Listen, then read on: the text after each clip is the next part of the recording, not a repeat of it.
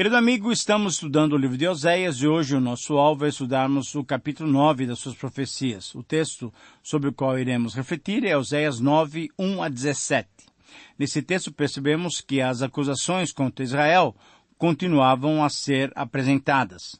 O povo continuava distante do Senhor, apesar de ter sido convidado a voltar-se para Deus e conhecê-lo profundamente. O povo ignorou esse convite da graça. Israel estava sendo acusado de prostituição, e esta incluía tanto aspectos religiosos como aspectos políticos. Israel cometia prostituição religiosa quando abandonava as leis de Deus e adorava os ídolos, adotando algumas formas de culto dos seus vizinhos, como, por exemplo, os cultos de fertilidade em honra a Baal. Mas, além disso, Israel também se prostituía quando apelava para outras nações para pedir ajuda política, ao invés de recorrer ao Senhor Deus, que poderia lhe dar a ajuda necessária e completamente segura. Israel era instável e buscava ajuda na Síria, no Egito e na própria Assíria, que depois o invadiu, destruindo completamente sua capital e tomando-lhe a maioria do seu território. Apesar, então, dos apelos dos profetas, mostrando que só Deus poderia dar segurança ao seu povo, a nação israelita, através dos seus líderes políticos e religiosos, se afastava completamente do Senhor. Diante dos apelos e por estarem completamente cegos pelos muitos pecados, o profeta foi considerado como um insensato, e o homem de espírito foi considerado um louco. A explicação para essa acusação e essa recusa de aceitar a voz de Deus através dos seus servos, se dava pela quantidade e a intensidade do pecado. Os pecados formavam uma cortina, uma barreira de separação que tapava os olhos e os ouvidos, deixavam insensíveis os pecadores, tornando-os doentes e tornando os seus raciocínios obscurecidos, conforme Paulo disse lá em Romanos capítulo 1, versículo 21. Por outro lado, as iniquidades faziam separação entre o povo e Deus, e os seus pecados encobriam o rosto de Deus, fazendo com que ele não os ouvisse, conforme Isaías disse no capítulo 59. O pecado, querido amigo, deixa o pecador totalmente insensível à repreensão do Senhor. Mesmo que o profeta testemunhasse que estava cheio do poder do Espírito do Senhor, cheio do juízo e de força para declarar a Jacó a sua transgressão e a Israel o seu pecado, conforme Miqueias 3:8, ele era considerado insensato e louco. Portanto, sem atender ao convite da graça, só restava ao povo esperar a dura consequência da sua atitude. Conforme o verso final do capítulo 8, Deus enviaria contra o seu povo um fogo destruidor. E isso de fato ocorreu na invasão assíria. Depois de sitiar Samaria por 3 anos, essa profecia foi cumprida pelo menos de 2 maneiras. Em sentido literal, porque boa parte da cidade foi incendiada, foi queimada quando foi conquistada pelos assírios. E em sentido figurado, a invasão consumiu a nação política e geograficamente, assim como o fogo consome o combustível. Diante dessas realidades, então, o título para esse texto é O Castigo do Senhor. Eu repito, O Castigo do Senhor é o título para Oséias 9, 1 a 17. Houve um tempo em que o povo sentiu alguma segurança e até motivo de alegria. Mas Deus lhes avisou claramente que a prosperidade não continuaria. Como já dissemos anteriormente, houve um tempo de prosperidade e paz, porém esse fato não tirou a ameaça de castigo que Deus tinha preparado. Na verdade, como veremos no decorrer do texto, Israel começou até bem, como uvas no deserto, ou como as primícias da figueira, e dessa maneira foram motivo de alegria para Deus. Mas o problema é que desde cedo, ao entrarem na terra prometida, eles se corromperam com a idolatria. Diante de tantos pecados e de tanta persistência no erro, a sentença não podia ser mais dura. A fertilidade do povo se tornaria em esterilidade. Por isso o sofrimento veio. Por quê? Porque o povo se apartou de Deus. Assim, o princípio que esse texto nos apresenta pode ser visto nessa frase. Todo aquele que abandona o Senhor pode esperar, pois sofrerá o seu castigo. Eu repito, esse é o princípio que nós vemos no capítulo 9, versículos 1 a 17 do livro de Oséias. Todo aquele que abandona o Senhor pode esperar, pois sofrerá o seu castigo. Nesse texto encontramos 3 descrições do castigo do Senhor. Em primeiro lugar, o castigo do Senhor é descrito como o dia final da festa. Versículos 1 a 6. Eu leio para você. Não te alegres, ó Israel, não exultes como os povos, porque com prostituir-te abandonaste o teu Deus. Amasse a paga da prostituição em todas as eiras de cereais. A eira e o lagar não os manterão, e o vinho novo lhes faltará. Na terra do Senhor não permanecerão, mas Efraim tornará ao Egito, e na Assíria comerá coisa imunda. Não derramarão libações de vinho ao Senhor, nem os seus sacrifícios lhe serão agradáveis. Seu pão será como pão de pranteadores. Todos os que dele comerem serão imundos, porque o seu pão será exclusivamente para eles, e não entrará na casa do Senhor. Que fareis vós no dia da solenidade e no dia da festa do Senhor? Porque eis que eles se foram por causa da destruição, mas os egípcios os ceifarão, Mênfis os sepultará, as preciosidades da sua prata, as ortigas as possuirão, espinhos crescerão nas suas moradas. Querido amigo, o castigo seria como o dia final da festa por 3 razões. Porque abandonaram o seu Deus, porque não estavam mais na casa do Senhor e porque seriam destruídos e sepultados pelos seus muitos pecados. Deus, na verdade, rejeitaria os sacrifícios e ofertas deles, porque perderam a comunhão com Ele. O pão de pranteadores não podia entrar no santuário de Deus. Por quê? Porque era imundo. Por causa da morte.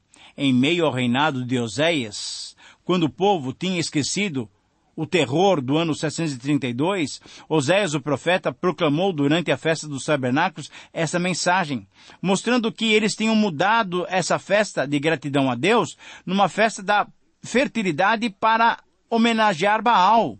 Israel estava adorando a Deus nas práticas do baalismo. Deus recusaria essa adoração indevida. O profeta, então, retorna com a metáfora da prostituta. Adorar o Senhor como se fosse Baal era cometer adultério espiritual. Era o fim da festa. Não porque não haveria colheita, mas porque iriam para o exílio. A alegria genuína, proporcionada só por Deus, esta se perderia. O povo fugiria da destruição, mas enfrentaria o sofrimento e morte no seu refúgio. Quando Israel fosse para o exílio, não haveria mais festa de tabernáculos e comeriam seus pães com dores. Toda a alegria iria terminar. A celebração pela fertilidade se converteria em desolação de espinhos e urtiga. Em segundo lugar, o castigo do Senhor é descrito como o dia da retribuição. Eu leio para você os versículos 7 até o versículo 9. Chegaram os dias do castigo, chegaram os dias da retribuição. Israel o saberá. O seu profeta é um insensato, o homem de espírito é um louco, por causa da abundância da tua iniquidade, ó Israel, e o muito do teu ódio, você diz isso. O profeta, na verdade, é sentinela contra Efraim, ao lado do meu Deus. Laço do passarinheiro em todos os seus caminhos, inimizade na casa do seu Deus. Muito profundamente se corromperam, como nos dias de Gibeá. O Senhor se lembrará das suas injustiças e castigará os pecados deles. Querido amigo, a retribuição mostraria que o profeta não era um insensato, mas sentinela. O homem do Espírito de Deus não era um louco, mas andava com Deus. E a abundância do pecado seria lembrada por Deus. Diante das palavras de acusação, sem dúvida o povo não aceitou calado. Aí eles reagiram contra o profeta, chamando-o de louco. Em certo sentido, acusaram-no de ser um falso profeta. Mas Oséias contestou: é por causa da quantidade de pecados que vocês estão cegos e não podem ver. E além disso, esse repúdio à sua mensagem era prova da culpa do povo. No verso 8, Oséias assume o papel de sentinela ou atalaia, isto é, aquele que avisa do perigo iminente. Por não darem ouvido à voz de Deus, o povo seria castigado. Eles se colocaram em oposição contra Deus, chegando a se corromperem como nos dias das atrocidades de Gibeá. Então, Deus traria o castigo merecido a esse povo rebelde, conforme os versículos 8 e 9. Agora, Gibeá foi a cidade de Benjamim, onde aquela concubina do levita foi abusada e morta, e onde Deus julgou tanto a nação como a tribo. Esse caso representava o pior da anarquia do período dos juízes, conforme Juízes capítulo 19 até 21. Por isso, em terceiro lugar, o castigo do Senhor é descrito como o dia da esterilidade, versículos 10 a 17. E eu leio esses versículos para você. Achei Israel como uvas no deserto. Vi a vossos pais como as primícias da figueira nova. Mas eles foram para Baal Peor e se consagraram à vergonhosa idolatria e se tornaram abomináveis como aquilo que amaram. Quanto a Efraim, a sua glória voará como a ave. Não haverá nascimento, nem gravidez, nem concepção. Ainda que venham a criar seus filhos, eu os privarei deles, para que não fique nenhum homem. Ai deles, quando deles me apartar. Efraim, como planejei, seria como Tiro, plantado num lugar aprazível. Mas Efraim levará seus filhos ao matador. Dá-lhes, ó Senhor, que lhes darás? Dá-lhes um ventre estéril e seios secos. Toda a sua malícia se acha em Gilgal, porque ali passei a aborrecê-los. Por causa da maldade das suas obras, os lançarei fora da minha casa, já não os amarei. Todos os seus príncipes são rebeldes. Ferido está Efraim, secaram-se as suas raízes, não dará fruto. Ainda que gere filhos, eu matarei os mais queridos do seu ventre. E versículo 17, o meu Deus os rejeitará, porque não o ouvem e andarão errante entre as nações. Querido amigo, o castigo será como o dia da esterilidade. Primeiro, porque a glória da fertilidade voará. Segundo, porque a bênção do nascimento se perderá. Terceiro, porque a proteção da casa desaparecerá. Nesses versos, versículo 10 até 17, nós temos esclarecido os resultados da quebra da aliança. Porque Israel adorava a Deus no costume do baalismo, Deus anunciava as consequências desse rompimento. Provavelmente, ironicamente, ele usa a terminologia dos cultos da fertilidade. Israel antes era como uvas e figos saborosos no deserto. Era fecundo pelo poder do Senhor. Porém, conforme o relato de Números 25, eles adoraram em Sitim a Baal, em ritos de fertilidade com mulheres moabitas e midianitas. Considerando que o povo tem o caráter de quem adora, Israel tornou-se então abominável. Israel tornou-se igual ao seu abominável amante Baal, falso, vazio e sem valor. Logo ao entrar na terra prometida por motivo da infidelidade, Israel já havia quebrado a aliança. Infidelidade espiritual. Nos versos 11 e 12, vemos as consequências que Israel receberia. No verso 11, a palavra Efraim significa fruto dobrado. Mas por causa do pecado, Efraim teria esterilidade dobrada. No verso 13, Deus declara que Efraim não terá assegurada a sua posteridade por meio dos seus filhos, pois ele, Efraim, os estão conduzindo para a morte.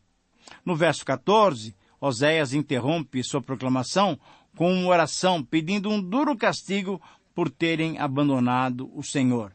É o envolvimento, mais uma vez, do profeta na profecia que está proclamando diante do Senhor para com o povo rebelde. E depois, no versículo 15, ele relembra Gilgal. A palavra Gilgal relembra um lugar de eventos importantes e bênçãos de Deus sobre o povo. Veja bem, em primeiro lugar, ali, Josué erigiu a coluna de 12 pedras quando o povo entrou na terra prometida. Em segundo lugar, foi em Gilgal que Deus tirou o opróbrio do Egito na circuncisão dos homens que entraram na terra da Palestina. Terceiro, ali celebraram a primeira Páscoa na terra prometida e comeram pela primeira vez o fruto da terra. Em quarto lugar, em Gilgal, o Senhor apareceu a Josué e prometeu vitória sobre Jericó. Quinto lugar, o reino foi renovado em Gilgal e Saul proclamado rei. Sexto, o povo recebeu Davi quando ele voltou a reinar em Jerusalém, em Gilgal. E em sétimo lugar, Elias partiu de Gilgal na sua jornada para os céus. Mas Gilgal também, infelizmente, se tornou um lugar onde aconteceram 3 eventos marcantes e esse local então passou a ser identificado com o pecado e com a rebelião. Em primeiro lugar, Saul fez o sacrifício não autorizado em Gilgal. Segundo, Deus rejeitou os sacrifícios do povo rebelde, conforme Amós capítulo 4. E como vemos nesse verso 15, em Gilgal, Deus chegou a aborrecer o povo devido às suas maldades, devido à sua rebelião. Por isso Deus lançaria Israel da sua casa, da sua terra. Uma vez mais, usando termos de fertilidade, Deus mostra que não aceitará essa adoração sincrética, porque não é adoração pura e aceitável. Israel sofrerá o castigo completo. Osés termina então com os versos 16 e 17 as suas declarações, ficando totalmente ao lado do Senhor, afirmando que Deus ferirá Efraim e afirmando que o seu Deus rejeitará o seu povo porque não deram ouvido. Quebrar a aliança é perder a relação com o Deus que dá a vida autêntica. Procurar vida em outro lugar é insensatez e loucura. A vida verdadeira só encontramos em Deus. Querido amigo, ao concluirmos, sem Deus, a verdadeira alegria é impossível. Essa é uma declaração que deve ser feita. Sem Deus, é impossível a prosperidade. E a prosperidade resultando do pecado não é verdadeira. Portanto, a verdadeira alegria é estar em paz com Deus e obedecer os seus mandamentos. Deus rejeitou o povo porque não o ouviram. Andaram errantes dentro da terra de Israel. Agora andariam errantes entre as nações, ou seja, no cativeiro. Será que queremos esse desfecho para as nossas vidas? Que o Senhor mesmo te abençoe a escolher o melhor. Um abraço e até o próximo programa.